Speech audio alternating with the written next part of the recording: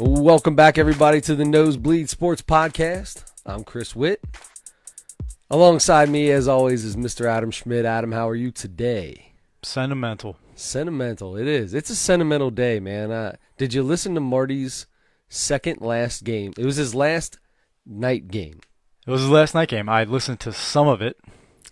There's a lot of cool stuff that happened, and we'll get into some of it. You don't just have a radio in your house anymore, you know? No, I don't, at least. Yeah, I realized that tonight. You don't have a radio in your house. I had to listen to it on the At Bat app.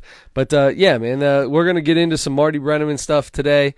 We're going to start the podcast off with that. We also, of course, have our locks of the week for the NFL against the spread pick'em. We've got a little bit more MLB talk. We're going to get into some playoff races, which there's a lot of really crazy things that could happen and are potentially happening right now in the American League and in the National League, even though the National League's pretty well locked up. Yeah, that's what I was going to say. With not even that many teams really in contention anymore, there could still be a lot of stuff that happens.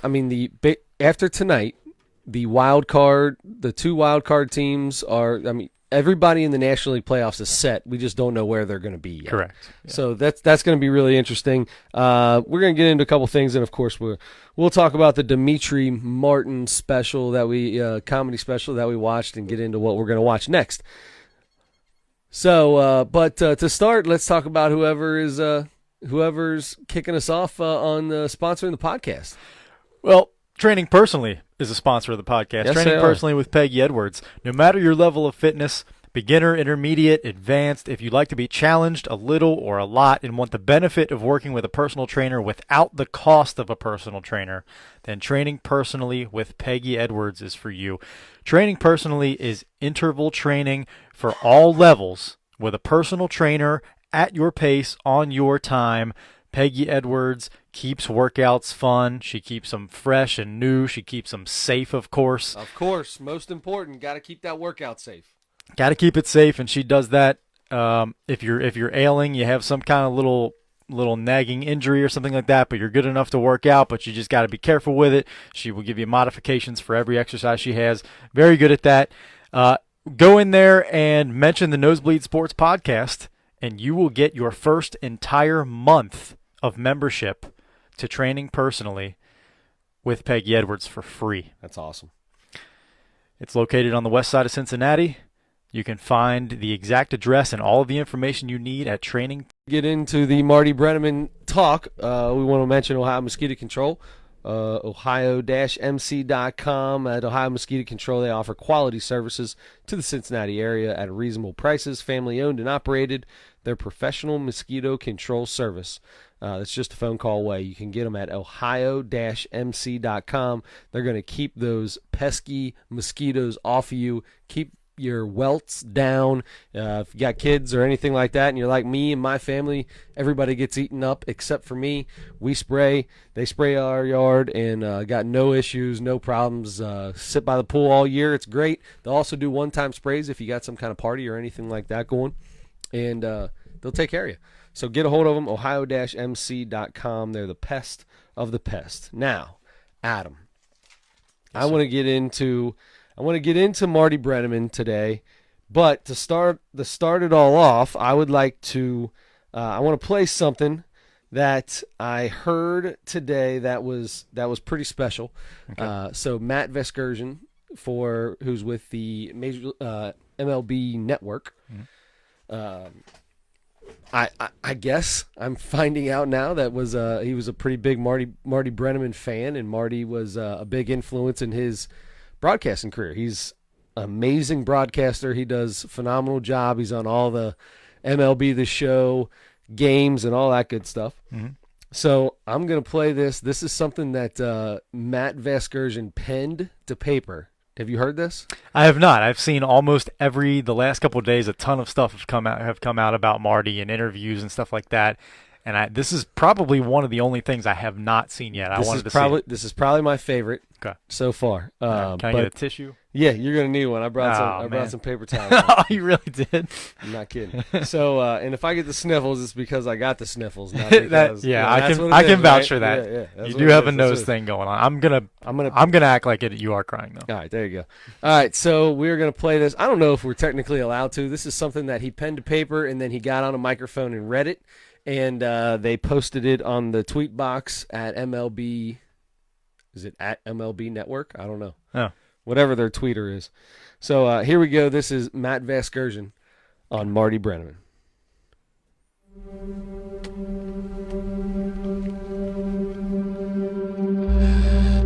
All right, this is the Brennaman letter. We are ready to go here and rolling. Cool, here we go. Dear Marty, as you approach the end of your Hall of Fame run in the Reds radio booth, I wanted to get behind a microphone myself to tell you why you'll be so missed and what you've meant to me. In 1991, I started my play-by-play career in Class A Huntington, West Virginia, a place where the Reds have always been popular, as you know. But back then, in the afterglow of the previous season's World Series title, the Appalachians were decidedly Reds country. I arrived in Huntington having never heard a Major League game outside of my native California, where I held the likes of Vin Scully, Jerry Coleman, and particularly Bill King in the highest regard. But it was on the very first time that I stumbled into you working with Joe Nuxall on a rainy April night on WLW that I knew, for me, you were the voice that would define the way a broadcast should sound. It was somewhere in between a story about an Elvis statue, a Hal Morris homer, and the best soil for a tomato garden that I knew I was hooked. Listening to Reds radio made me feel like I was a friend, and the longer I listened, the more I felt I was in on the gags and quips that became a part of the experience. It was like going to a Friars Club dinner with live BP on the other side of the curtain. Years later, as a rookie Brewers broadcaster, I disregarded the long-standing advice to never meet your heroes and decided to pop into your booth at Old Riverfront Stadium to say hello. You turned around and greeted me with a smile and a handshake. I'm all right, you? Yet all the while, I couldn't help but notice Nuxall fast asleep with his head propped up on the side of the wall. You asked me how I was handling the cold weather in Milwaukee, when on cue, Nuxie woke up to say, "Milwaukee, put another log on the fire," before immediately returning to the same sleeping position he'd been in a moment earlier. "Don't mind Joe," you said. "He doesn't get started until the middle innings." Throughout the years, I can say for certain that no veteran broadcaster was ever more gracious or downright fun to be around. It was your voice that put generations of Cincinnati fans to bed by stating simply, "This one belongs to the Reds." You had a pretty good run, Marty. Hank's 714th on your first day on the job. Henry Aaron has just tied Babe Ruth's home run record. From the Big Red Machine to the Nasty Boys, you were there for every big moment. It's got to be the biggest thrill of your career. It is. I'm so excited. It's number 4192. Bob Seaver has pitched his first Major League no-hitter. And the 1990 World Championship belongs to the Cincinnati Reds. Junior has just knocked the door down for the 500 club. You irritated fans from St. Louis to Chicago, and even let a few players know when you'd had enough with your infamous, "I was here when you got here and I'll be here after you're gone" line. I don't think you ever really knew how right you were about that, because for those of us upon whom you've had an impact, you'll never really be gone.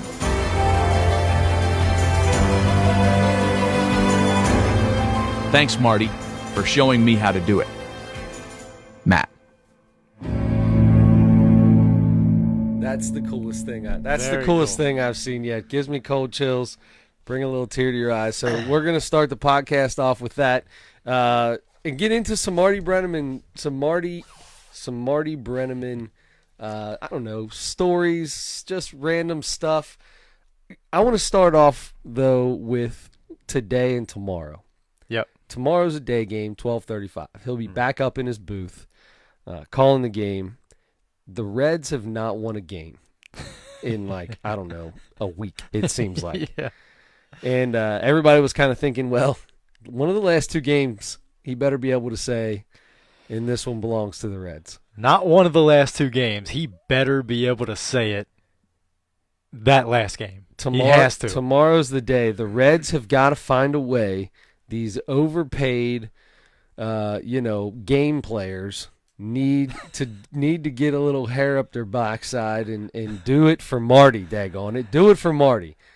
Yeah, they got to figure something out. Castillo's dealing though. That's Okay, a good thing. Castillo's pitching. I was going to ask that's a good start. That's a good start for us. It would be nice if they could have lined up like Castillo and Gray to be able to take over in like the 5th inning after he gets done. Gray's done. He had surgery today. He did. You're right. And he may have ended up being the best pitcher on this team actually this year. Yeah, even over Castillo. You're but, right. But anyway, he. Oh, was man. that me? That's no, okay. I just saw that. That was you.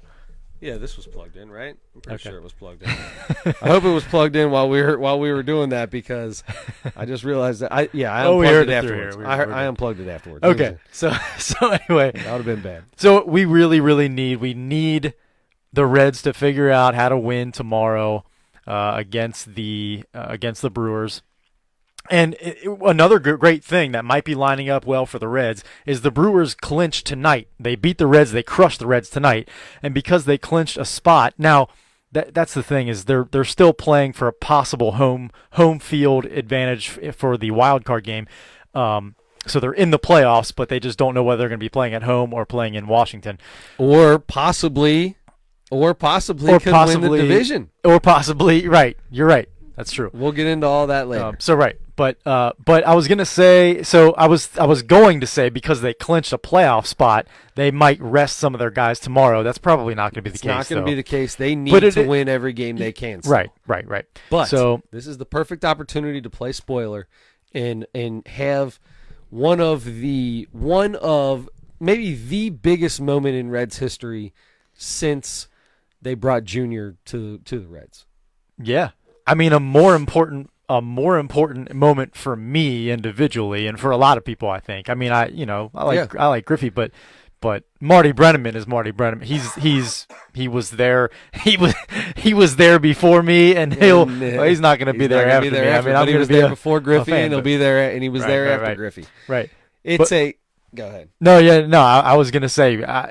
I'm agreeing with you. They have to find a way to win. They have to, because it's just going to be odd. It's going to be so odd to figure out how to end the game. I mean, he'll call it the same way he calls every game, the same ways he's called games for 46 years. But to end his last broadcast with "This one belongs to the Reds," it would be too fitting.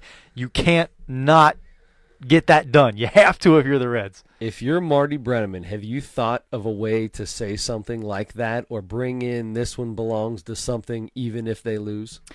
As of earlier today, I saw that he doesn't have anything planned yet. He doesn't ever plan anything. They've got everything planned for him. Marty is the most laid back, act like he's the most cocky son of a gun you will probably ever meet in your life. I don't mean that in a bad way. And I don't even know if I really mean that I don't know if he's like that or not, but he just seems to always be like, yeah, man, it is what it is. I do what I do, and he's sure of himself. He is very sure of himself. And that's a good thing. And that's what part of what makes him one of the best, and what I measure every other broadcaster against, because and that's the thing is he's spoken about that recently too. Is he doesn't think he could get a job right now if he was entering broadcasting now. That, yeah. He doesn't think he could get a job because he's flat out honest, and it doesn't matter what team he's working for. He gets paid by the Reds, right? Yep. He gets paid by the Cincinnati Reds, and he's got plenty of bad things to say during broadcasts about them because he's 100% honest, and he's going to call the game as it's happening. If somebody's having an awful game, if a guy can't hit the strike zone, this guy's having an awful game. He looks terrible tonight.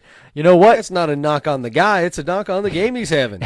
He's just flat out. The guy's 0 for his last 28. He's miserable right now. Exactly. He looks awful. Exactly. So and some players have not liked it over the years. Some maybe managers and some of the front office staff and stuff have not loved that when he's criticized the team. But I love it, and that's what I measure everybody else up against now. Sure, I yeah. mean, because you can't, especially home announcers.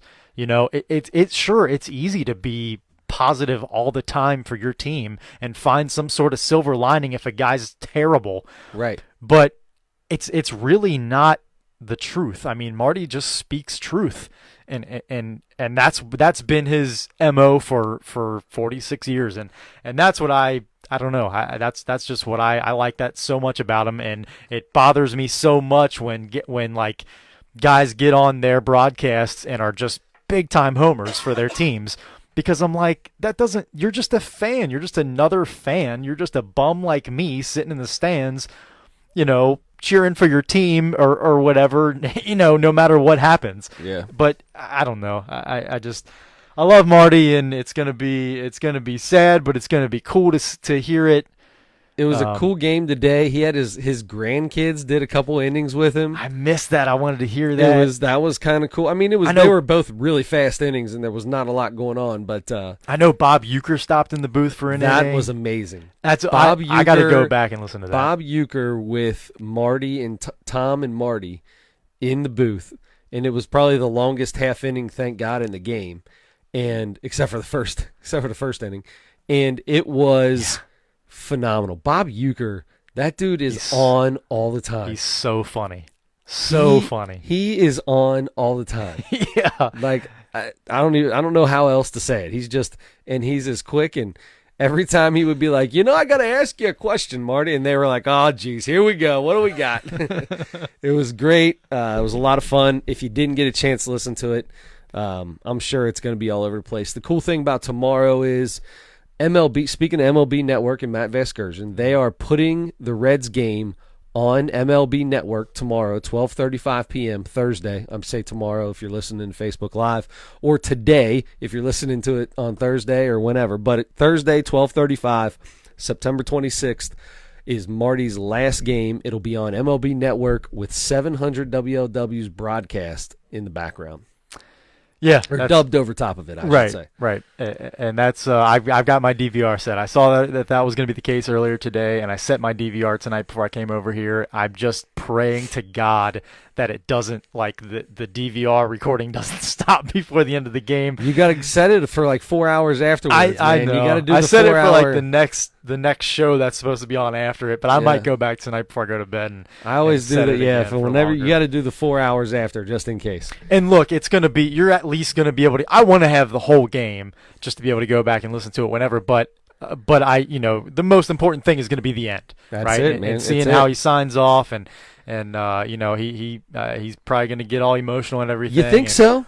I do think so. Marty is known. I mean, they talked when he first came out and had the press conference about, and we played some of it, I think, on the podcast when he came out and said that he was retiring this year. Mm-hmm. He was talking about, they were asking him about him getting emotional, and he was talking about how Joe Nuxall got emotional at the drop of a hat, and he just didn't understand it, and it don't make any sense. It's a game, blah, blah, blah. It's a job. I don't know I can't remember how he described it. I get emotional thinking like he's going to be done. My dad texted me today and said, I just listened to my last Marty Brennaman game on my patio. I will never sit on the patio at night and listen to Marty Brennaman again. So, and that brings me to something else. But before we do that, so you don't think he's going to get emotional at the end of the broadcast? I don't. This dude is the consummate professional. I think he's going to hold through it, and I think he's just going to say he's going to say something. It's going to come out. He says he doesn't plan anything. It just whatever comes. I think he'll thank everybody, and be done. I would bet my life savings that he gets choked up. I would bet it. Yeah, maybe a little choked up. I could see it for sure. I mean, I can't doubt that just because I know how I would be. But it's going to be weird seeing it's going to be weird next year. Next year is going to be what's weird. Yeah.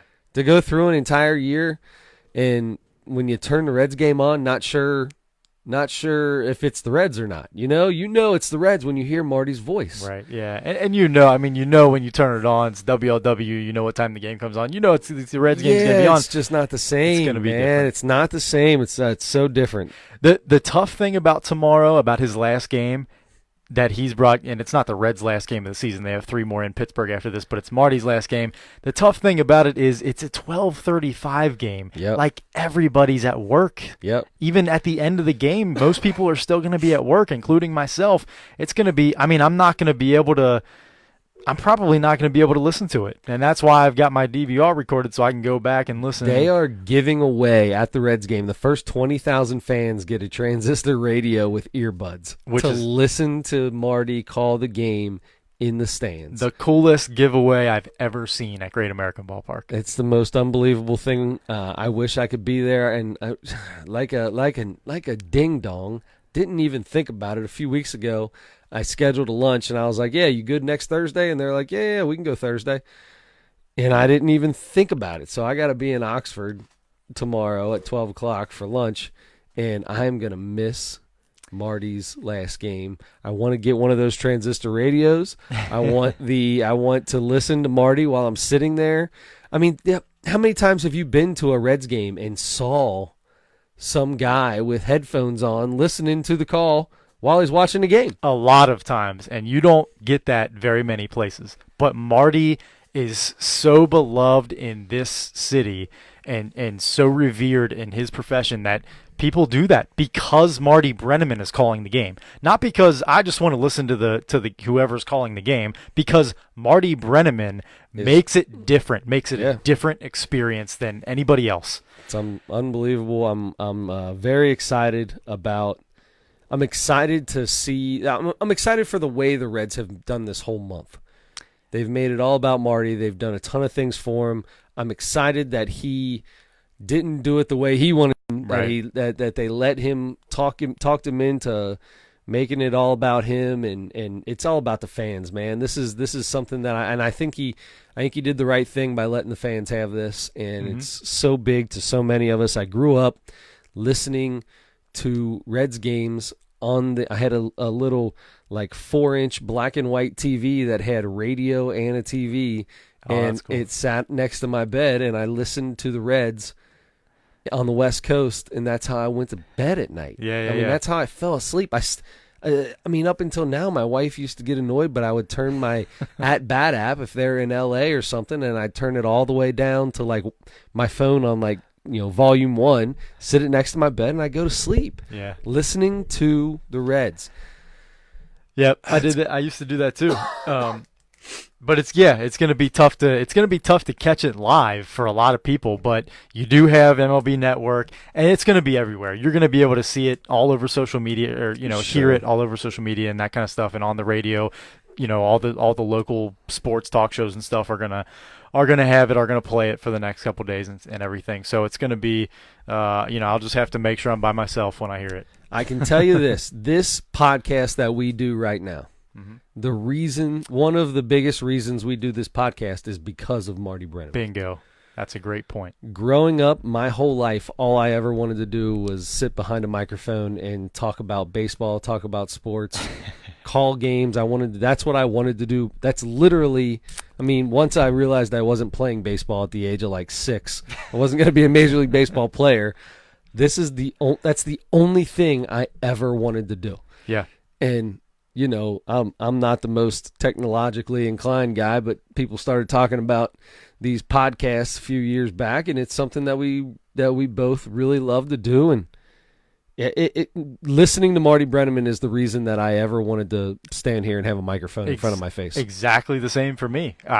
In high school, I wasn't exactly sure what I wanted to do after that, what I wanted to go to school for, anything, and I was like, well, I love the Reds, and I love Marty Brennaman probably more than anything about the Reds. I love listening to games, and he's the best. Like, we were just so lucky to have the best guy at his profession, among the best, like the top in the same tier as the Vin Scully's and the. He is that tier. Vin Scully's Definitely. more well known because he did it for 180 years, And he was in L.A. Yeah. and in the big market of L.A. And Bob Uecker is known because of Mr. Belvedere and Major League and stuff like that. But when it comes to calling a baseball game, he is right there with those guys.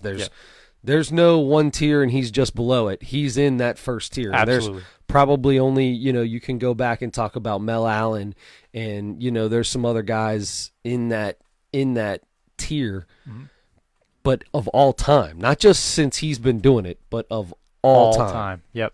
Absolutely. It's one of those things where Reds fans, we will never really, I don't think we can appreciate it and talk about it like this, but I don't think we'll ever really appreciate it until we don't have it. Yeah, you're probably right. It's next year is going to be strange. I like the guy they brought in. That's probably going to be spending more What's time his next name? year. Oh shoot. No, you don't know. No, I Neither do know. Nobody knows his daggone name. I feel bad for the guy. I do know. I feel bad. Nobody knows who he is. He think of it doesn't. right now, He though. does an ending every once in a while, even while Marty's doing it. Like he'll be in there with Marty and Jeff, and the cowboy. It just doesn't sound right. I actually like him. I actually like the guy. I think he's going to be good, but it's just not going to be Marty. It's doesn't matter who you throw in there now. But he can be really, really great, but it's not going to be Marty. It's not going to be the same voice. Think about, the Reds went from Al Michaels to Marty Brennaman. I mean, that's it for what? 50-something years. Yeah. Yeah. It's just something else. And the guy, so this is how I want tomorrow to go. His very first game the very first Major League Baseball game he ever called was Hank Aaron's 714th tying Babe Ruth home run. First game he ever called. The last game he ever calls should be a perfect game from Luis Castillo or a no-hitter. I'd be okay with a no-hitter. That'd be very Even cool. a complete game shutout. Give me. It will never be a complete game shutout. Keep moving down, buddy. Keep moving down. The only way that he is going to be pitching in the ninth inning is if he has not given up a hit. Even just 7 strong innings. No. Or even if he just gets through two times through A the win. order, We just need a and win. he only gives up 2 or 3 or 4 No, runs. but to start your career like that and end your career in some crazy way, I mean, that would make me, if that was me and if I don't get emotional about anything or he doesn't get emotional about anything, that's the one. Dude, all of a sudden your last game you ever calls a no-hitter or, some young kid's first no-hitter of his career and that's just, come on, Red Legs. That would be, I know. Do it for the Marty boy. I'm going to be definitely following it. I probably can't. It's tough for me to listen to anything at work anyway, but I'm definitely going to have the game day on the at-bat app. I'll have game day open, and I'll be following it the entire time through 2 meetings probably. Unfortunately, that's going to take most of the afternoon. But I'm going to be following it, and I'm going to be getting all high and low with if they score or they get scored upon or whatever. I'm just going to be like, I need a win. I just need a win for Marty's last game. Yeah. Let me ask you one more thing, my very last thing about this. Gotcha. Have you ever had a better, yes, you have had one, but have you ever had, besides one, a better birthday gift than this? Your birthday is tomorrow, is it not? My birthday is tomorrow, yes. Happy birthday. Your birthday is on Marty's very last broadcast. Yes. Is that incredible? It is. It's unbelievable. It's kind of what's the word? Bittersweet. Bittersweet. It's bittersweet. Yeah, it's kind of a cool thing. It's one of those things we talked about on September 11th about how that's it's my mom's birthday. Right. But we talked about how you said you remember September 11th Best Buy Pete Rose 1985. September 11th, 1985. 4192. Speaking of, right before we got on this podcast, I was looking up all the stuff Marty Brennaman's called. So Hank Aaron's 714, Pete's 4192, Griffey's 500 and 600th home run. You had, well, there was more. Come on, you got Tom Seaver, all the stuff in this game. Tom Seaver's no hitter. You got the 75, 76, 1990 World Series. You have Browning's perfect game. there's a lot of things that Marty has been involved in, and Marty has has had some unbelievable calls. Not only that, he's also had some of the best calls ever in the history of college basketball, the college basketball NCAA tournament. A lot of people don't know that, but he called 1 million games on the radio for the NCAA tournament. So anyway, including Christian Laettner's shot to beat Duke in the Elite Eight, I think it was. So, but I was jumping on here looking at that, and I was trying to think. I was like, you know what? I'm gonna look up old Ty Cobb. When did this guy die? Because I was gonna joke around and say Marty's been around since Ty Cobb. So I pull his thing up, and randomly underneath it on BaseballReference.com, it says that Ty Cobb has career hits 4,189. Unacceptable. What are you talking about? Baseball Reference is always my go-to website. Sure. Yeah. There has to be a reason it says that. There's got to be. There's no way that of any stat in the world that they would get that wrong, because 4191 was his hit record, and Pete hit 4192 to break it. You know what? So why does it say 4189? I think now that I'm thinking about this, I think I heard something about there were a few of his hits that were taken away. Why? I can't remember. Why did you take a hit away? I can't remember. You can't go back and watch the video and say, nope, actually that was an error. I mean, I guess baseball can, but how can they go back to the video? Was there even video back then? No, probably not. Yeah. They turned on the radio broadcast and said, heard the crack of the bat. It didn't sound like a double.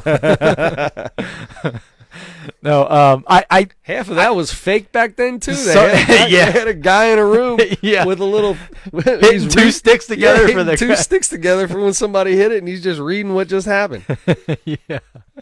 No, I did. Man, that's weird because you did bring that up before the podcast, and I didn't think about it until you just said something again. I'm like, something vaguely is in my mind about seeing something about that. Like, for some reason, a few of his hits were taken away at some point or something like that. I'll have to look that up. I can't understand it. Doesn't make any sense to me, but we'll figure it out. So anyway, tonight was the last time that Marty and his son got to do a game together. So Tom came into the radio booth and did that. Dude, that was so pretty cool, right? So cool. The booth was out in right field again, or where Gapper's Alley, wherever. I don't know where that's at. Is that left Gapper's field? Alley. Yeah. That's like behind. That's like third base, kind of. Gotcha. Like so they were in there. They've had that there for a couple games now. And all his grandkids came in. They were taking pictures together. And Tom, that was so cool. So cool. So cool. And so tonight was that game. And during this game, of course, the Reds lost 9-2. They got blown out. And that clinched a playoff spot, like we mentioned a little bit ago, for Milwaukee, making them. I'm not done talking about Marty. I think we're done talking about Marty. I think we're done. All right. But that clinched a playoff spot for Milwaukee. They are in. They are still. Is it okay? So if the Cardinals did lose tonight, I think if Milwaukee wins tomorrow, maybe, and the Cardinals lose, are they 2 back now? What's the deal? No. After this, so they are a game and a half behind. Game and a half. But tomorrow the Cardinals do not play. So that half game will be gone tomorrow. So if Milwaukee wins, which they will not, they will not win tomorrow. They will not. But if they did, then they would be 1 game back entering the final series of this regular season with a chance to possibly come from behind and beat the Cardinals and win the Central Division. And that would be incredible because they have done this for the last 2.5 weeks without Christian Yelich, without the best player on their team. They're playing the best baseball they've played. I mean, they're on a 6-game winning streak now. They're 13-2 without Christian Yelich. And St. Louis is an off game tomorrow after they played 19 innings yesterday, yesterday, and then a day game today. Oh my gosh. That had to suck. I forgot about that. So after that, St. Louis gets a day off, but then they're going to Chicago. Or Chicago's going to them. I'm not sure how that works, but the Cubs are playing awful right now. They're playing in St. Louis, but you can't tell me right now that the Cubs aren't coming to play in that series. They're coming to play in that series. You think so? They have the opportunity to knock out their division rival. But 100%. And if they, of any team, they're a team that can do it. That's a team that's 100% all the time. I mean, obviously they led the National League Central for most of the year this year, but they're hustling all the time. Even when they're going bad, those guys hustle down the line. They play say what you want about Rizzo and some of the guys on the team. They play the game right, and I think it's fun. I think these guys are going to step up, and I think they're going to step up and try to knock them into that wild card. So you're thinking that are you thinking that Milwaukee is going to? I'm not sure who Milwaukee has coming up this weekend, but they. Are you asking me if I think that they can win? Is Milwaukee going to win the Central? I can't. Tough, right? Yeah. I mean, the Cardinals are playing great right now. The Cardinals are playing good ball great too, for the last, even though they lost the last two games. You know what I'm going to do? I'm going to say just to get on the Cardinals fans and ride this Christian Yelich injury. I'm saying Milwaukee comes out and they win 2 out of 3, and St. Louis loses 2 out of 3, and this becomes your favorite. Game 163. Your favorite game 163 to find out who's going to play in the wild card game. Wow, that would be exciting. I would love that. I know you would love that. I'd be very excited about that. Speaking of game 163, how about this? How about this idea? Okay. Okay. So right now, currently, the wild card in the American League is Cleveland is 1 game out. They're 1 game out. Oakland and Tampa Bay are tied. Cleveland is 1 game back. Very, very easily, 3 teams could be tied for the first spot in the AL wild card. Spots, kind of, yeah. For both spots, however you want to say it. So it comes down to do you know how this works? Do you know how this goes? I'm trying to remember because I thought I saw a bunch of scenarios like this laid out last year. It's crazy. And I thought it came down to tiebreakers. It comes down to tiebreakers first. So the tiebreakers are runs scored against the other 2 teams.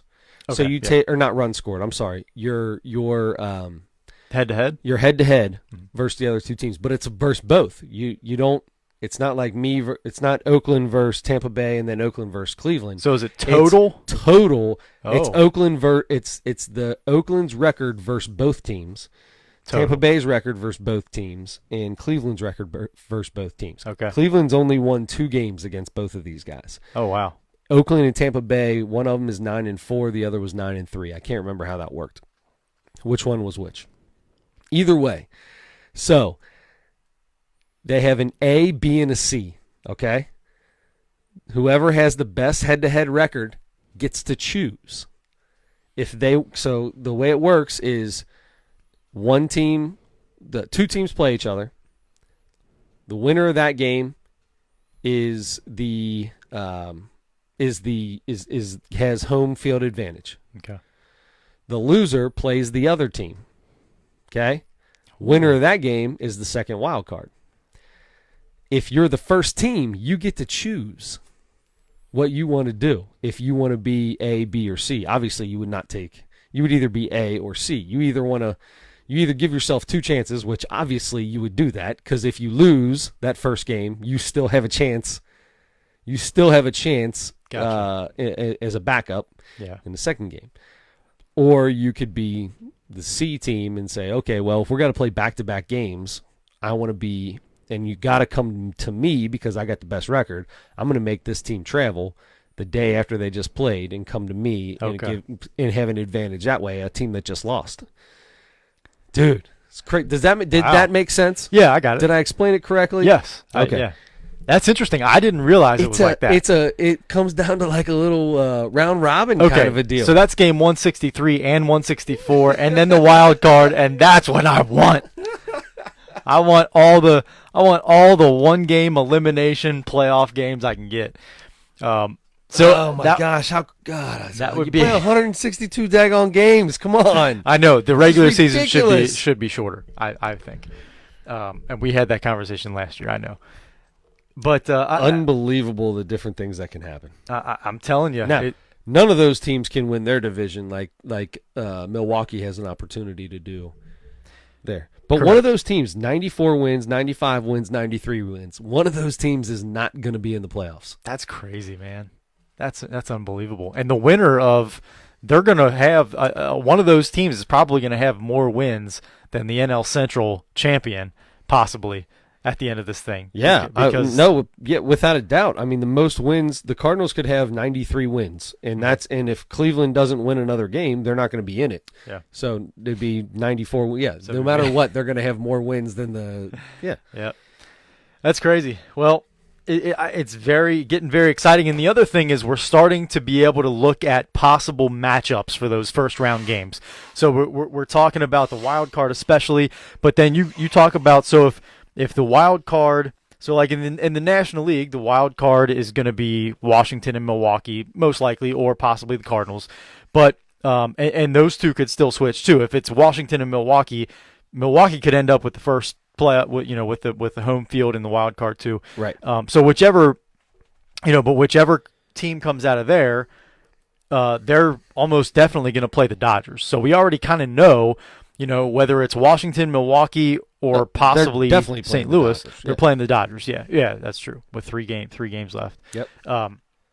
So you kind of already get to start thinking about matchups, pitching matchups and stuff like that, and which teams, how teams stack up against the other teams, and you can start looking at head-to-head through the season and stuff like that, and which hitters hit the best against, who hits the best against Scherzer from the Dodgers, and who, like that kind of stuff. And it's just fun to start thinking about which of these matchups, whose aces are going to be going Sure. in games 1 and 3, 1 and 4, or whatever. Yeah, but then that's the other thing too. Is Scherzer's probably not going to pitch game 1.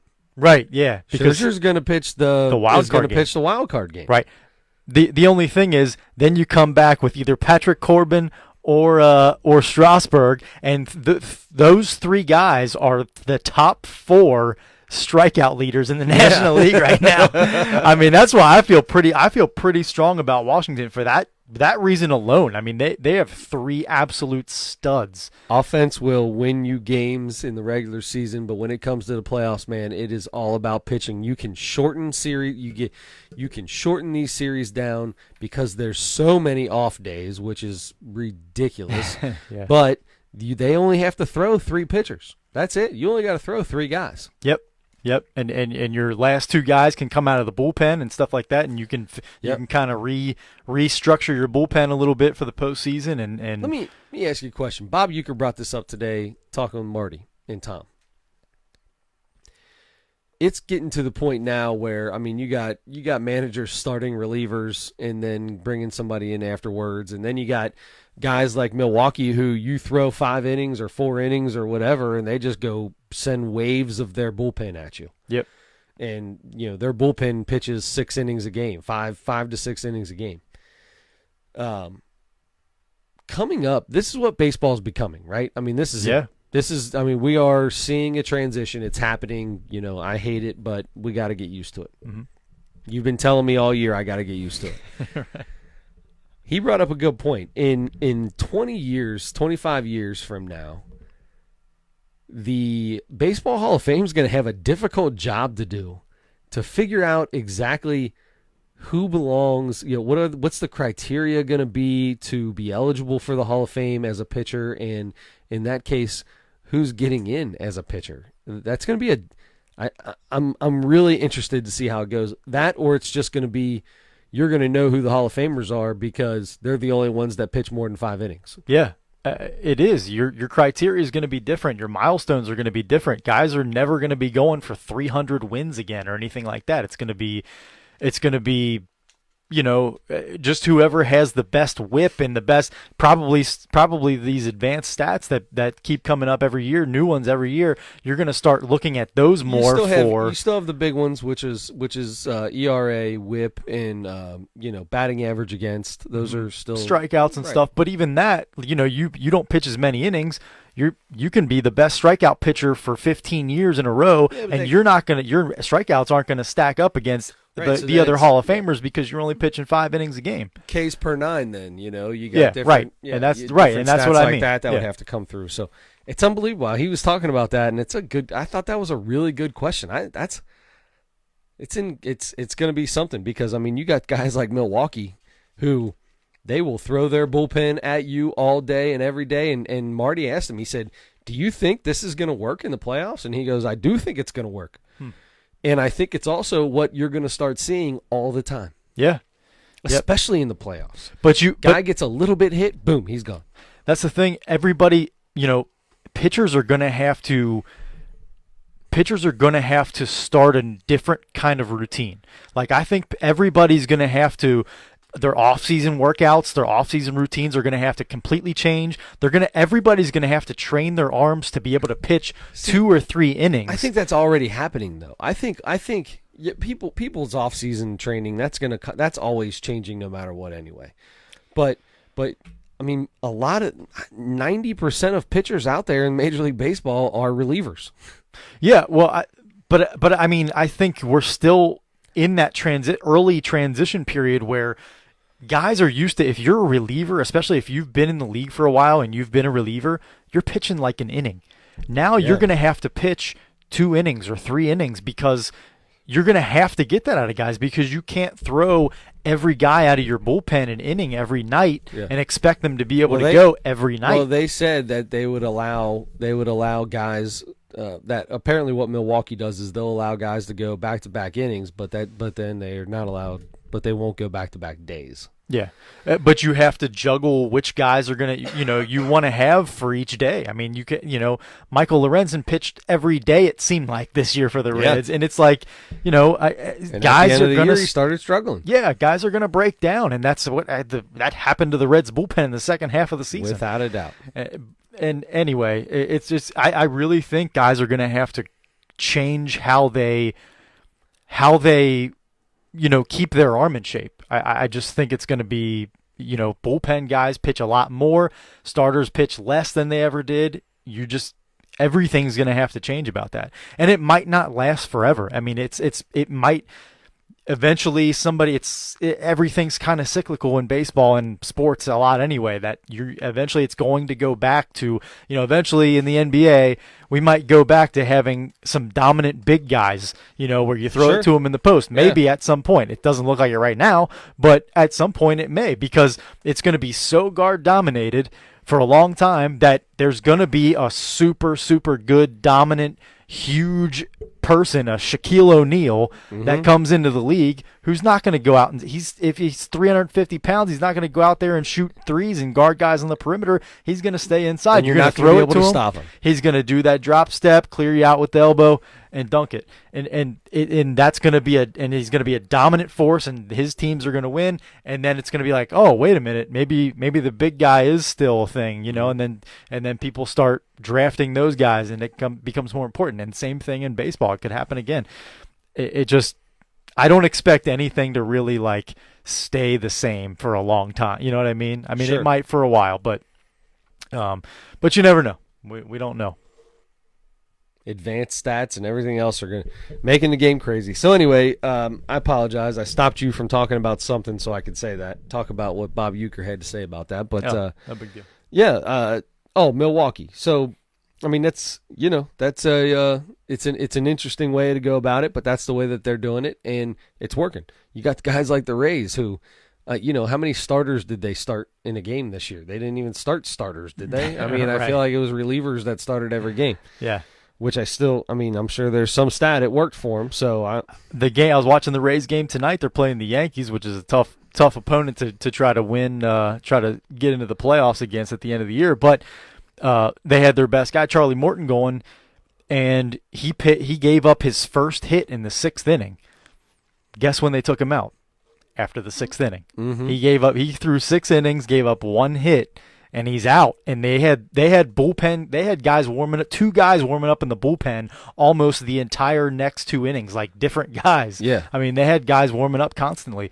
So it was they really worked that bullpen thing. Milwaukee really does it. Everybody does it to a degree, I think, or almost everybody to a degree now, but those 2 teams for sure, big time. Yeah, no doubt.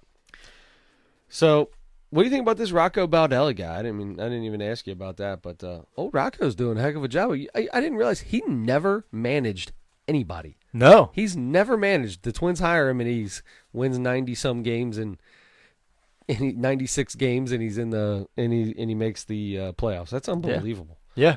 He was. I remember the year that he came up and was like on fire, and I think he might have even been Rookie of the Year, and with Tampa Bay, and he was a really good player for like a year and a half, 2 years maybe, and then he kind of dropped off. Yeah, that was it. But good for him. He got into managing. Must be a smart guy, and he's doing pretty well for himself. His name's right Rocco. now. That's pretty slick. Yeah. Anyway, Rocco's Modern Life. There you go.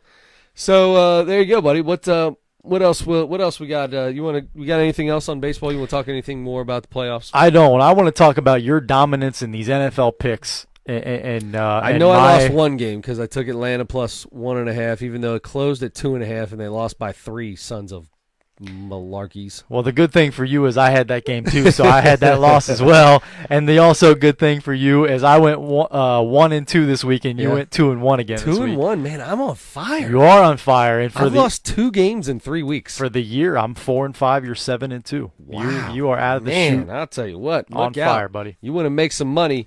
Right now is the time to find out what you need to do. Now, remember, we make our picks off of ESPN, off the ESPN app, or whatever they have it on for Wednesday. On Wednesday, remember that this is the spreads on Wednesday. Everything's going to change by Sunday, not by much, but it will change. But we're going to go ahead and continue this because as of right now, what we have to do, the loser of this for the year is going to have to eat some stupid hot wings on air from Wild Mike's, which neither of us really want to do, unless somebody comes up with something better. Mm-hmm. So if you got something, leave a comment on whatever platform you're listening to this, whether it's iTunes, iHeartRadio, YouTube, Spotify, whatever it's on that you're listening to it on. Leave us a little comment on the Facebook. Leave us a little comment on the tweet box. Leave us a little comment on the gram. No, we don't have an Instagram, so tell us. You guys are morons, but I have an idea for Did you just call all of our fans morons? No, I'm telling them to leave us a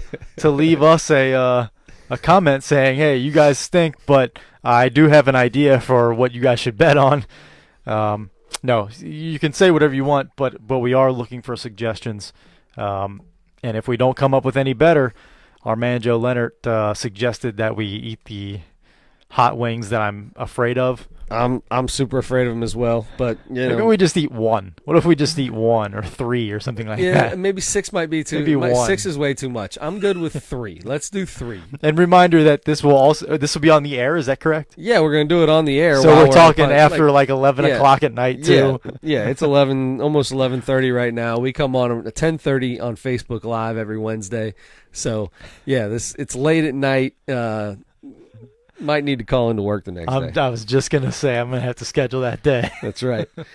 All right, so let's get started. Hey, I assume you've already have your listen to anything Adam says from here on because I haven't even looked at this yet. Because he's making his so picks I gotta make now. my own. Now, if I pick your game, you got to tell me that I picked it. I think we're okay. I think because it's not fair for me to pick the first 3 games. I'm good. Every week. I don't want to pick it. I wouldn't pick it if I knew you picked it. I'd pick something different. Well, then we should alternate every week, and you should go first one week, and I should you go first all the time because you already have your games, and I have no idea what I'm going to do over here. All right. Well, then I'll start it out. I'm taking Chicago, who's a 2.5-point favorite at home. No, a 2-point favorite, at home against Minnesota. Yep. So I think they cover those 2. I think they win by. I think it should be a good game, but I think they win by at least 3. Right. So I'm taking Chicago, and maybe I'm a victim of falling into the trap of seeing how well they played on Monday Night Football this week, and they looked 1985-ish. Did they really play all that well? I mean, their offense did not look super great. Well, the defense is what I'm talking about. Specifically, was the defense. It was 1985 Bears-esque. I saw some stat Trubisky, so his 3 touchdowns were all on the run. Is that right? And there's only one other player in the NFL history that have thrown 3 touchdowns on the run. Really? In a game. and it was Patrick Mahomes. I feel like sometimes it's got to be easier because the play's kind of breaking down, And you can get and them, your guys are getting open. There was a throw. He had 3 of them within 6 minutes of game time to Gabriel. Taylor Gabriel?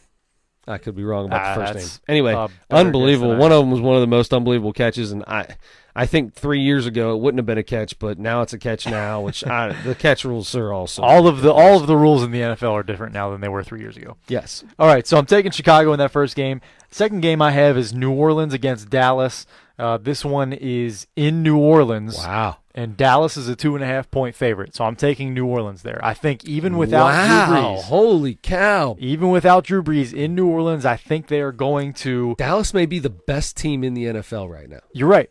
I agree with that. And New Orleans has a backup quarterback. Yes. Okay. Teddy Bridgewater. I see you. I've always been, and I'm probably a sucker, and maybe I'm an idiot, but I've always been a big Teddy Bridgewater guy. Sure. I don't even know why. I just really loved him in college, so I followed him to the NFL. He hasn't kept a starting job in a while, but yeah, but he was. I mean, he'd still be the starter in Minnesota if he didn't break his knee or whatever. Maybe. He tore his ACL. No, he would be. That dude, he was Think playing so? great. He was playing great in Minnesota Yeah. before he got hurt. And then because he got hurt is the way he lost his job. right. But so anyway, I'm still on the Saints. I mean, the quarterback's obviously maybe the most important position on a team, but I'm telling you, I think I believe in Sean Payton, and I believe in their entire team. They've been a great team for a while now, and a lot of it has to do with Drew Brees, but they're also, it's a team. They're winning as a team, so I think they're going to do that this week.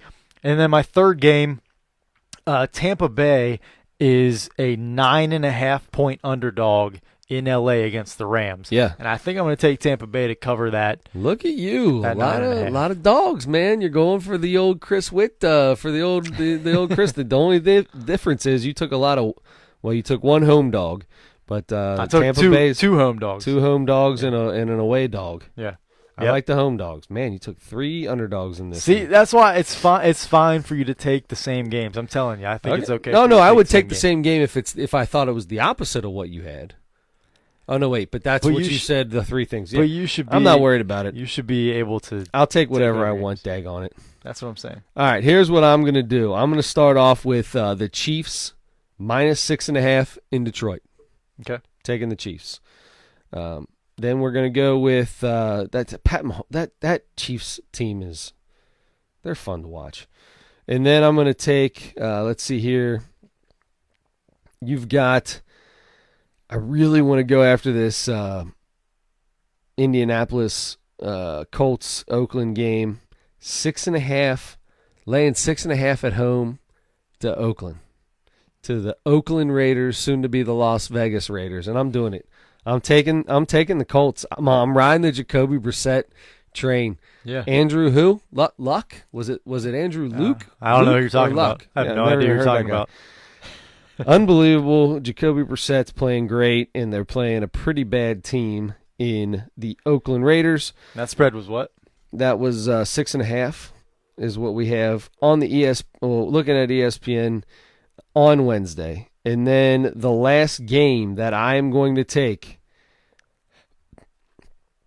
I'm going to take Arizona at home, getting 5 points against Seattle. I'm taking the Cardinals. I was tempted for that one. taking the Cardinals. 5.5, you say, huh? Yep, and I am. What am I? 7-2 so far. You're 7-2. So go make some money, and we will move on to something different. Unless you got something you want to talk about the NFL, man. There's a lot of stuff going on. Antonio Brown's stays in the media every day. Just seems he hates the media. He doesn't stay in the NFL, but he stays in the media. Stays on social media all day. My man's back in school. Good for you for going to school, because we've read your tweets and we've read your text messages, and you really, really need to go back to school. Be an English major, please. Yes. He's got English. English is one of his classes. Is it? Yeah, he's taking an Okay, English good class. for him. Good. That's a good start for self-improvement. There you go. He's got a lot of stuff to work on. But anyway, we all do. Yes, we do. There's no doubt. There's no doubt. Anyway, so I really don't have anything else. I want to make some sort of comment about NFL coaches so that we can transition into our next topic, but I don't have anything to say about that. So we're just going to go. You and I were talking the other day. We've both coached kids At right? completely different levels. At different levels. You have coached at a much higher level than I've ever coached at. Not much. I've coached T-ball and coaches pitch baseball. You have coached basketball, kids basketball, all the way up through 8th grade, and you've also now are the assistant JV. Can we say this now? Is that okay to say? Is it on the it's on the official or whatever? Yep. We make it Facebook official. Sure. Adam is the JV is an assistant coach for the Oak Hills girls JV basketball team. Correct. And we kind of all help out with varsity too and everything, but that's my official title. And so and this will be the second stop for high school. I've coached girls. This will be the second year only. Was it Beechwood? Beechwood, Beechwood the first time. Yep. We did 1 year there, and then I followed my friends. I took a couple years off and was messing around with the Enforcers, the semi-pro team. But then, I'm back this year with my guys coaching, and it's a lot of fun already. We've done for the last month. We've been doing drills and skills and conditioning and that kind of thing, getting them ready for the season. And so you're getting yourself in shape then, huh? I don't know about getting myself in shape. I have had to play a few open gyms against the girls, and a couple of the drills and skills we started with one-on-ones, and I've had to play against a couple of the varsity girls. And you're laughing. How'd it go? You know what? I'm 3-0, but the first game. Go wait, you're good. Yeah, I bet you are 3-0. You play girls in basketball. That's Jeez, right. Pete's. Exactly. So anyway, and 16 and 17-year-olds at that. So, but anyway, no, I played. I think maybe the 3 best girls on the varsity team, and the one we played to. I think we played to 10 the first game. Yeah. And I beat her 10-8. Oh, wow. I beat her 10-8. Nice. And then we played this past weekend. We played to 12, and I won 12-5 both games. But they were tough. I mean, I'm playing as hard as I can. You want to make sure that they're getting. It's to make them better. That's why we're doing it. And the numbers were even. That's why I had to play against somebody. Sure. We're uneven. Right. Correct. So anyway, that's why that happened. I'm not like couldn't get JJ. I'm out not there like to play? picking. He can light it up. I he know. can light it up now. I know. But anyway, I'm not going around a like foot taller than everybody on the team. he is. He is. But anyway, I'm not going around like picking girls out like one-on-one, me and you right now. I'm being assigned as one of my coaching responsibilities to make even numbers and kind of push the girls. You don't have to explain it. We know what's going on. I just don't want to feel stupid about even talking about it now. No, anyway, man, you're coaching. That's what you're doing. I'm coaching. You've coached, but like you said, you've coached baseball a few years now, and we were talking about coaching. There's a lot of stuff that comes up about coaching. The number one thing that I like to talk to about people who have coached youth sports is dealing with parents. I've never had issues.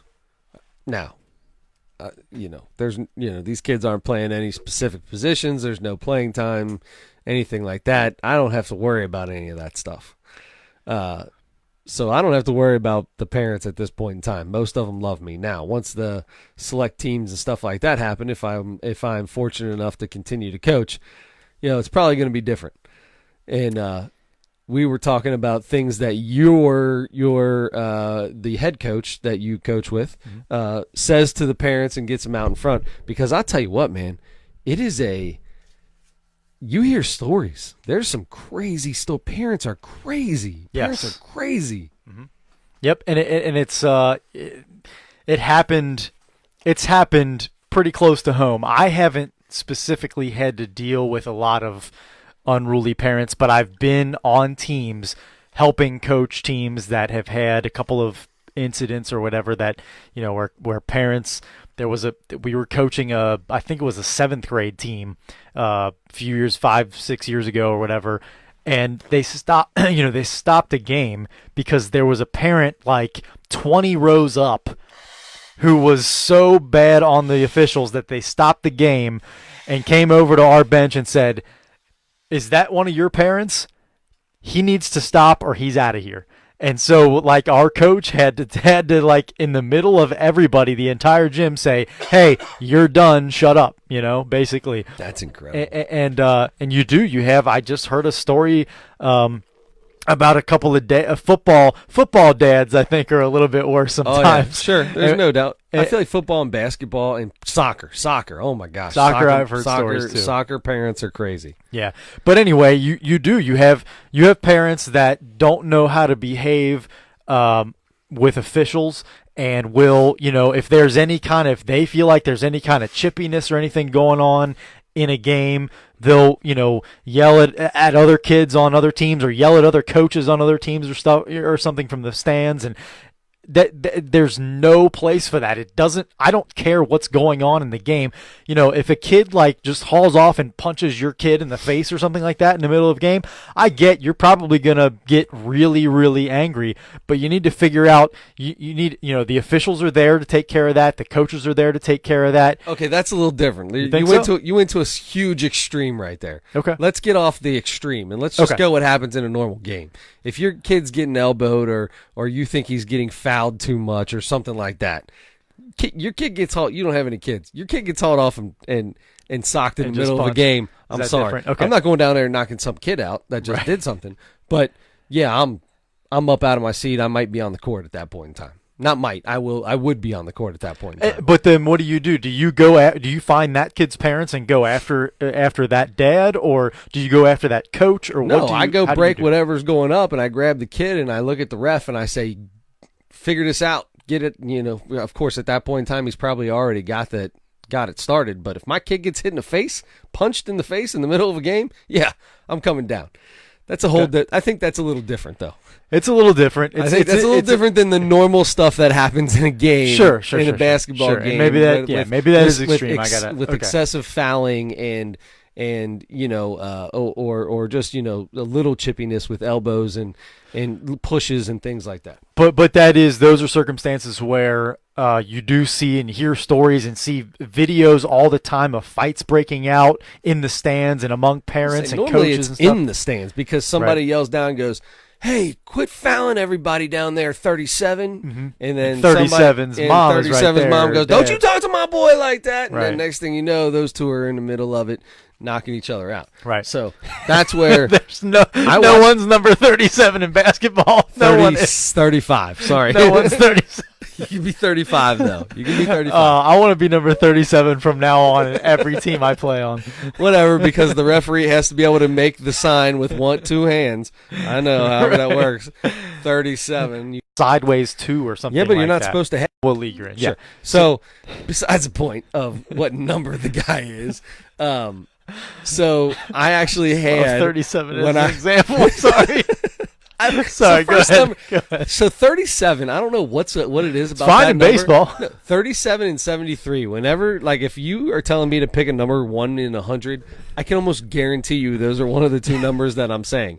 I feel like 37 and 73 are the most odd numbers that you'll ever see, like the most unused numbers ever. So that's always the numbers that pop in my head. Yeah. So anyway, I actually had a basketball coach in 5th, 6th grade. I think I was in 6th grade, and he sprinted across the court to try to fight somebody in the stands because they were talking about something that happened to his kid in the middle of the game. And my dad's got video of it. It's just a blur. Across the court in the middle of the game while we're playing, he comes running across, and then the video goes out. And obviously, coach got kicked out of the game.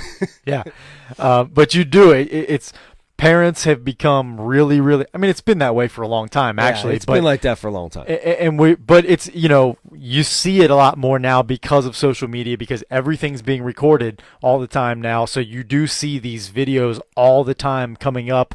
There were 2 high school football games that had to be stopped in the middle of the game and ended here around us. Yeah, right around us. Just in the first 2 or 3 weeks of the season. One was a headbutt of an official. The other was fights breaking out in the stands. A kid didn't like that an official called a penalty on him, so he headbutted him with a helmet on. And then, there were too many fights in the stands going on, so they had to end the game at a totally separate game the next week or whatever. So, I mean, that stuff is just, people do not know how to behave. So how do you handle it? You've been doing this for a long time. How do you, or how does your head coach try to handle parents in situations like this? Well, and you kind of mentioned it. You have a team meeting, a parent meeting specifically. You don't even have to have the kids there. You have a parent meeting at the very beginning of the year, before practices, before games, anything starts, and you lay down the ground rules for what you expect, your expectations of the parents and of the kids, and you let everybody know up front what you are expecting out of them. And it's it's your policy. You don't want to talk to anybody about playing time, tell them, I will not talk to you about playing time. And that depends on what level and all that kind of stuff. If you have the B and C teams and stuff, the kids that didn't make the top team or whatever, and usually in those situations, especially the younger grades and stuff, you usually get kind of equal playing time. Well, there's or close usually to it. rules in those levels too, where Right. they have to play a certain amount of time of something. And then the higher you get, the 7th, 8th graders and those top teams, those top levels, you don't have those rules go away, or they soften a little bit, and so you don't have to play Timmy 2 quarters or whatever. You can play him however much, or he has to appear. I think that's actually the rule. He has to make an appearance in the game. So you can play him for 1 second. Mm-hmm. You can start him and take him out at the first dead ball and not put him back in the rest of the game if you want to do that. And that's the higher, the 7th and 8th graders, because because in high school there's no rule like that. You don't have to play anybody. So, you lay that out like, look, these are the rules of the league. I have to play your son, but I only have to play him this amount. He's not guaranteed. I'm not promising him anything. If he shows up and works his butt off in practice and is always on time and has a great attitude and all that kind of stuff, he's going to earn some playing time. But at that higher level, if you have a kid who's also showing up every day and working really hard and has a good attitude and is just naturally better, is better skilled, he's probably going to play a lot more than your son is or your daughter. And that's just the way it goes, and you have to be able to handle that. If you don't like it, please try to finish out the year, but don't, if that's not acceptable to you, let him play for another team. Have him play for somebody else or whatever, do something else, play another sport or whatever. But you have to lay that stuff down to the parents up front. But I don't know what like you said, you've never had problems with parents talking about playing time. Sure, no, I never had to worry about it, but I have heard that one of my favorite coaching stories that I've heard in the past is my father-in-law coached girls soccer, and the thing that gets on that would get on my nerves, and that I see happen all the time, is parents on the sideline coaching their kids, screaming and yelling, coaching their kids.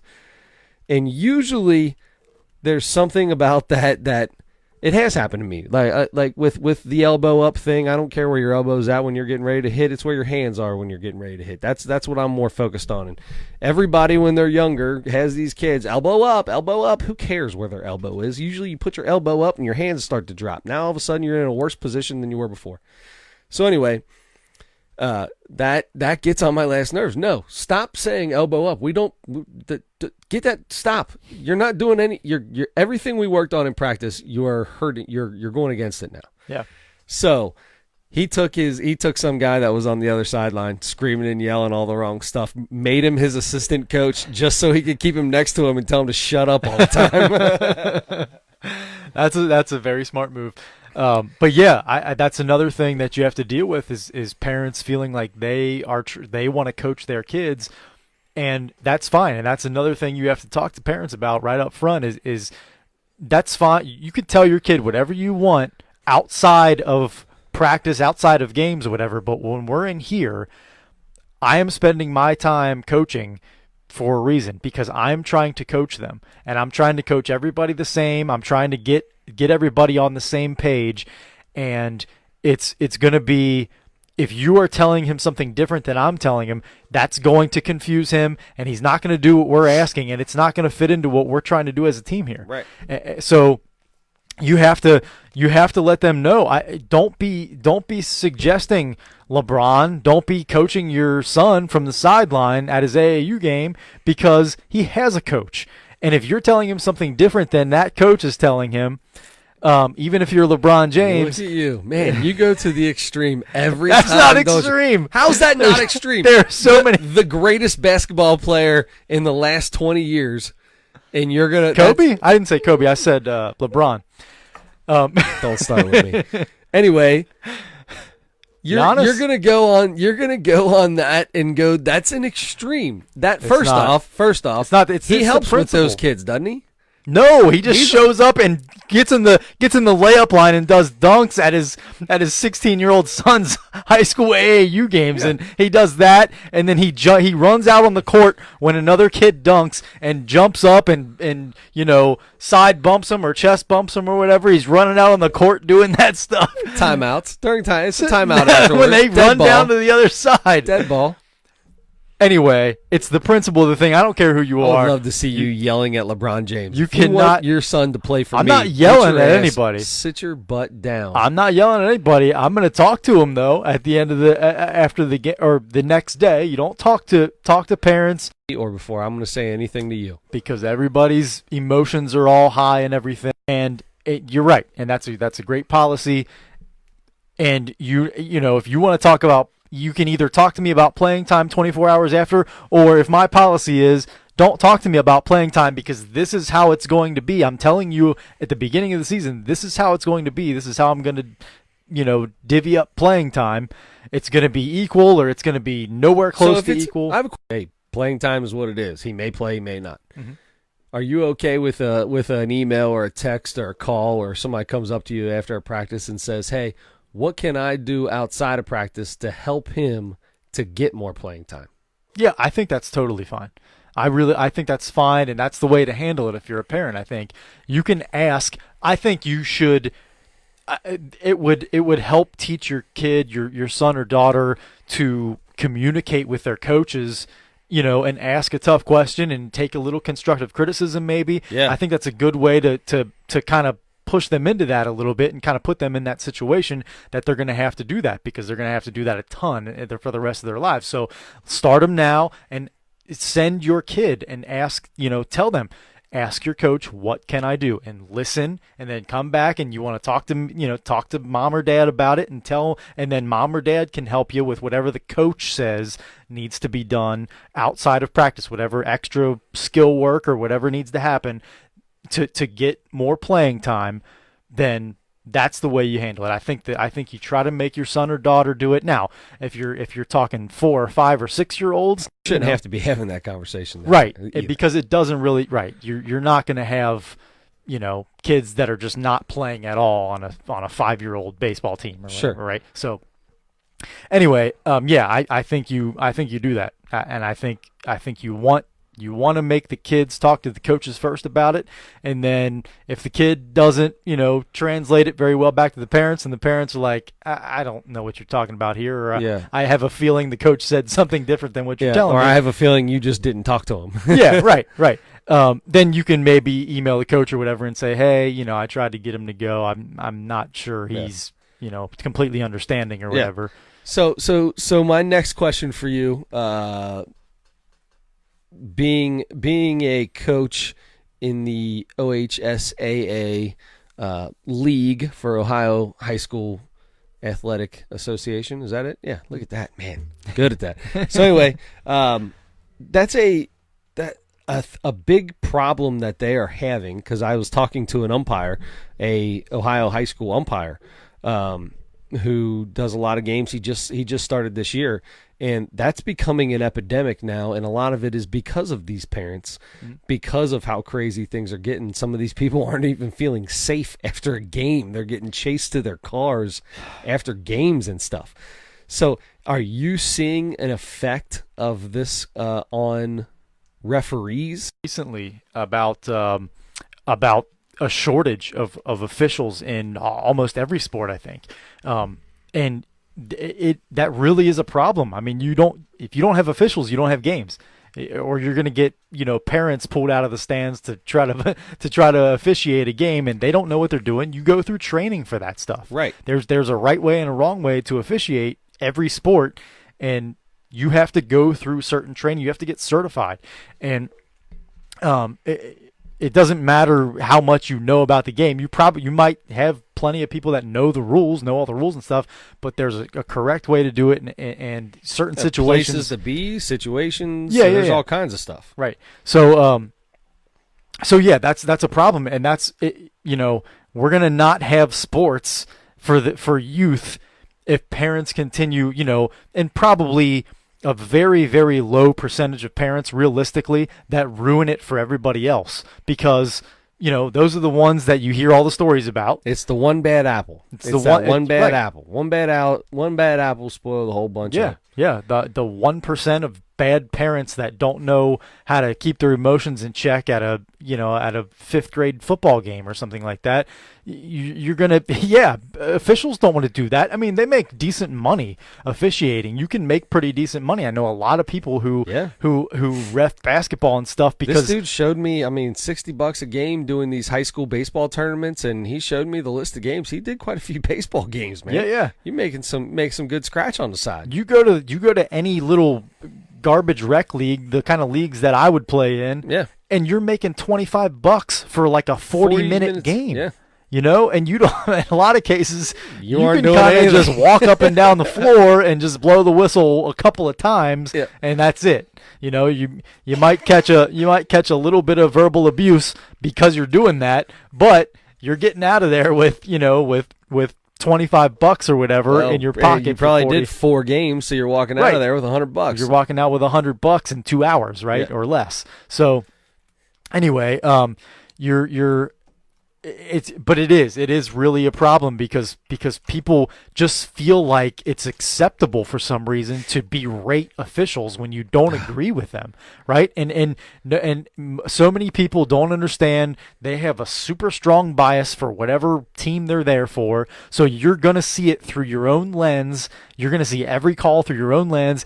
Any call that goes against your team, that drives me insane at games, at any sporting event, sitting around people who just are yelling about every call that goes against them and every call that they don't get that they think they should get. Right. It's oh my god. We've had this conversation multiple times, and Yes. we will again, because Xavier basketball is getting ready to start, and I have to sit where I sit for the last 2 years, which I'm not giving up that seat because I have extra foot room like nobody else has in front or behind me.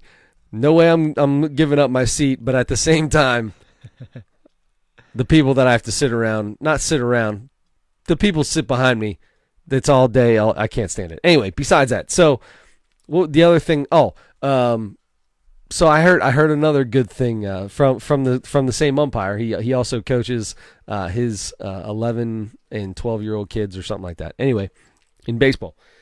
And so when he has a parent, or a lot of times grandparent, at a game going nuts starting to yell and scream at either at a kid or at their kid or some kid, or at a umpire, he says, whoa, hey, the scouts didn't come this week, man. Don't worry about it. Scouts aren't here. They can make a mistake. It'll be okay. You know what I mean? Right. And I like that. That's, if you can't say something to make everybody kind of giggle a little bit, even the guy who's doing it, like, there's no reason to get to he's berating somebody else. There's no reason to berate him, but you can listen. I'm all about saying something to make fun of somebody, not make fun of them, but make everybody around them laugh, so they realize how silly they're being when everybody's laughing except them. I don't want people to be laughed at or bullied, but at the same time, you need to understand what you're doing is wrong. Yeah. You do have officials in every sport, and you see it a lot in basketball, especially that have rabbit ears or whatever, where you where you get somebody that's kind of giving you a hard time or whatever, but you're on it. You're hearing everything they're saying, and you're it's affecting you.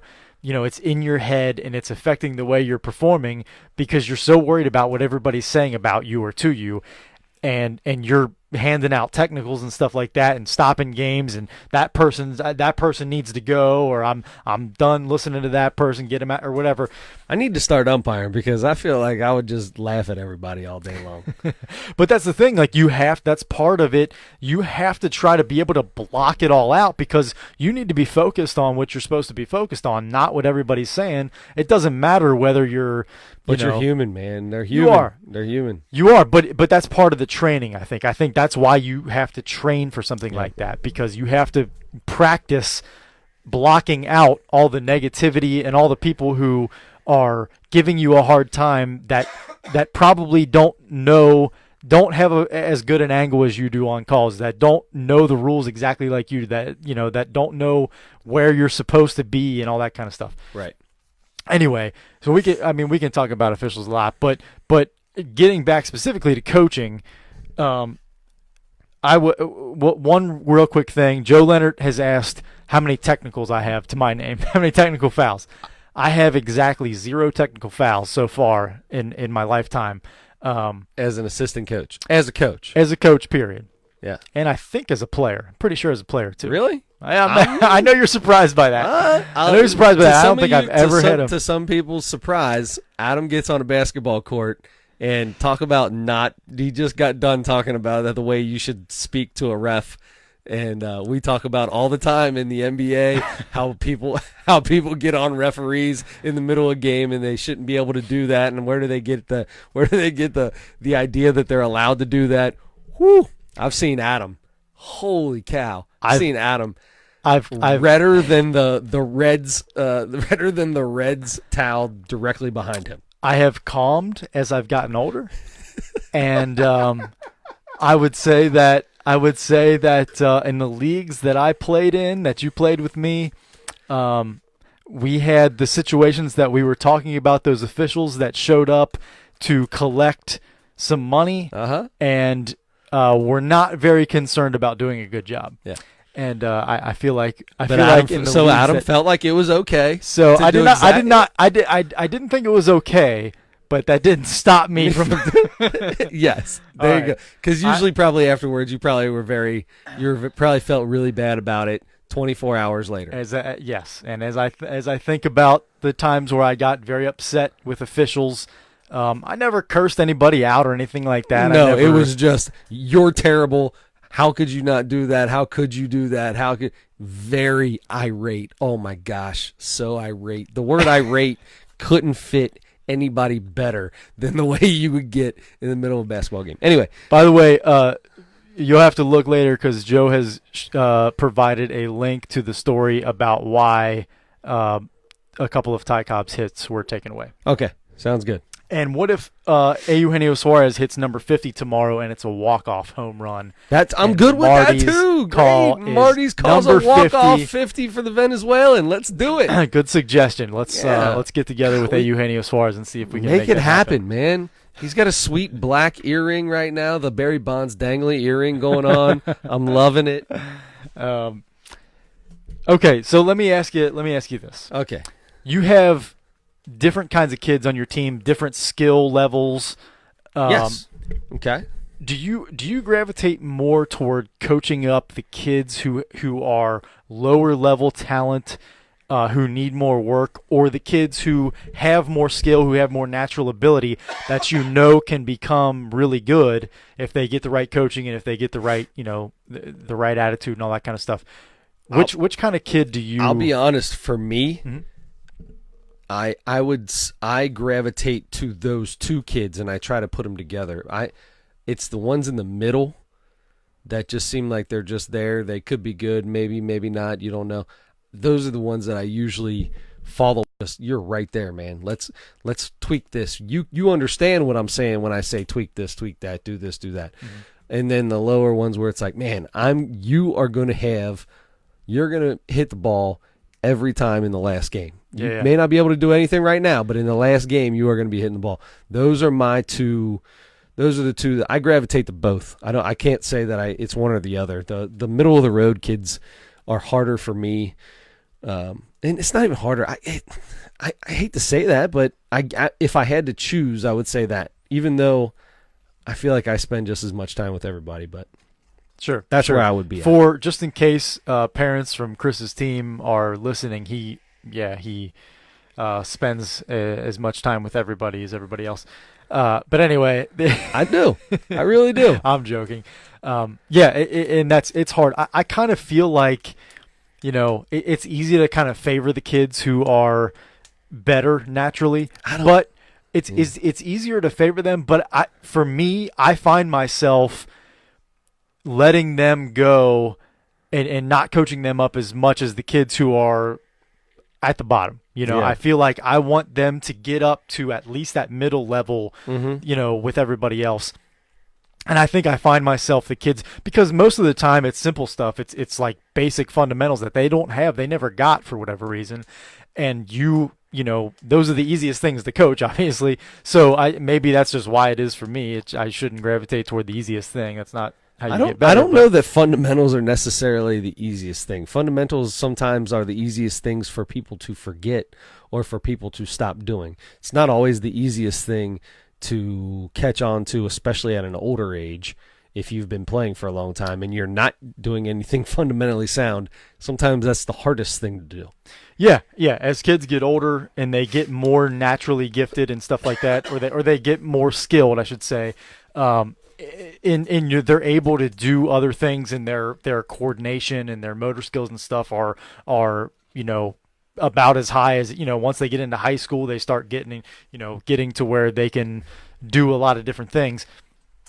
It's harder to get kids to remember fundamentals, and then even in college and in the pros, sometimes it helps to go back. Like I always wanted to do that stuff in practice with the semi-pro team that I was working with for a few years. Yeah.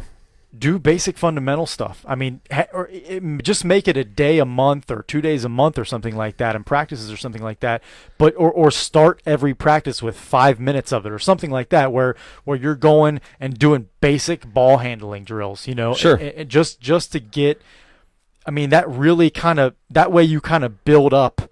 You kind of think, okay, this is the basic stuff. So then, okay, now we can go into playing. And you're handling the ball better than you were 10 minutes ago because you just did 5 minutes of ball handling, basic ball handling. Now you feel a lot more comfortable than you did when you walked in today, right? It's just fundamentals. I enjoy teaching fundamentals, especially in basketball, because it's where the game starts, and that you have to have those before you can get good at anything else. Yep. So anyway, I think that's why I usually gravitate, or at least spend a little more time working with the kids. I think that's most coaches, most good coaches are that way anyway. All right, enough about coaching. That was unless you got more. You got another question? You got another? I mean, I have plenty of stuff, but yeah. Do you feel like you know your strengths and weaknesses as a coach? Yes. I feel like I know my weaknesses. I don't know what my strengths are, but I know my weaknesses. Same. I 100% know my weaknesses because I get on myself every single practice about them. Do you want to talk about your weaknesses? Time consolidation, time management. There you go. Time management in a practice, and having an idea of what I want to do, and when it doesn't seem like it's working the way I want it to work, just giving up and saying, forget it, let's do this instead of sticking with something. And I know what I want to do with them. I know the drills I want to do, but seeing that, okay, they're too young or it's not working the way I want it to work, and just giving up on it altogether. I'd say those are definitely mine. I gotcha. Okay. Your strengths. I have no strengths. You know you have strengths. No, I'm funny. The kids think I'm funny. That's my strength. That's it. So connecting with the kids, right? Just being a kid myself. Right. Helps. So being a kid myself. That's an important thing. If you ask Greg Popovich, he's going to tell you you're the kind of coach you would rather have than a guy who just goes in like a robot and says, okay, do this dribbling drill and then pass chest passes and that kind of like he's Greg Popovich, the best coach in the NBA for the last 20 years has that's what he's all about, is the relationships that he builds with his players, right? Yeah, and his exactly. staff and everybody. That's why him and one of the top 5 players in all of basketball got along so well. Yeah, Tim Duncan, right? Kawhi Leonard. I'm talking about best 5 best that play right now. Oh, play right now. Yeah. I got you. Well, they got along until Kawhi Leonard got hurt, and then they couldn't agree on how his injury was feeling, and then all kinds of stuff happened. But anyway, yes. How my injury is feeling. I feel like I'm the one that has the best idea on that. The Spurs had a different opinion about that. Because they know how he feels. Right. Anyway, all right, so enough on coaching. Let's get on to the last segment. We're running. This is going to be one of the longer podcasts we've had, so that's all right, though. So we listened to Demetri Martin. We watched it, as a matter of fact. We watched it. Well, I listened to everything. We watched it, and it was good. What did you think? Tell me what you think about it. I when I first started it, I was like, man, this is going to be long and boring, and I'm in dull. But after about 2 minutes in, I was like, okay, no, this dude's pretty good. Yeah. So yeah, I've been a fan of Demetri Martin for a long time, and I kind of feel like we talked about already, like a lot of comedians, I feel like when I first saw him, I was a little bit more into him because I don't know, I guess you just get that sensation of a new thing, you just get a little bit more excited about it. Yeah. He was really funny, and I've talked about he had a show on Comedy Central for a season or 2 seasons or something like that, and I thought it was really good. And the way he's a very intellectual guy, you can tell, and his vocabulary and his, you can just tell he talks. He does a lot of stuff. He talks about, he reads a ton and stuff like that, and he was never a big sports guy and stuff. So he was into reading and all kinds of different stuff like that. So he was a little bit more academically inclined, I guess. But I really, really, really like that about him, and it's fun because you can do all the poop jokes and the all kinds of jokes and stuff like that, and a lot of comedians do that, and a lot of comedians do like 90% of that stuff, and that's all funny too, but it's kind of a nice relief sometimes to hear an intelligent person do kind of like higher level. But it was good. Okay. It wasn't Bill Burr, but it was good. Okay. It was good. Yeah. So yeah, I really like Demetri Martin, and he's he's an artistic guy, and he plays the guitar and stuff, and he draws pictures and plays the guitar. There's a lot of really funny jokes in there. I thought the pictures were really good. Mm-hmm. You had to look at them and actually think about what he was saying for it to make sense. It makes you think a little. Yeah, it makes you.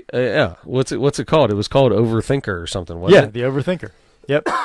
So. And the weird part about it that I didn't like, I'll be honest, was, maybe I didn't like it at first, but it grew on me, was the pauses, and then not live, but like redubbed over is him in his own head telling him what he's thinking about, like, oh, that joke went well, let's try this joke now, boom, and then he starts talking again. Yeah. And I don't know how I felt about that. I'm mixed feelings. Like in the beginning, I was like, man, come on, let's just have the comedy special and go. But it was pretty good. I'm gonna have a cupcake after the show. Yeah, exactly.